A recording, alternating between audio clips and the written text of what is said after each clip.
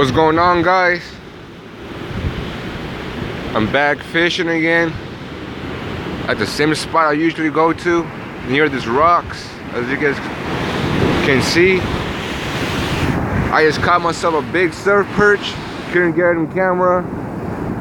You know, I'm recording through a phone, so it's real hard for me to do both. But it's a nice big perch, about a foot size.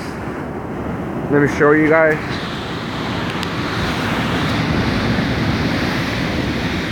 That's my foot. That's the perch.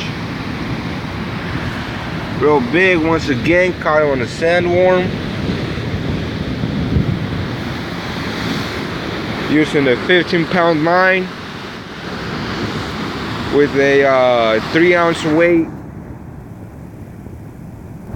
You know, our waters are just too rough at the moment. Have to go heavy weight. But yeah, guys, let's see if I catch any more fish.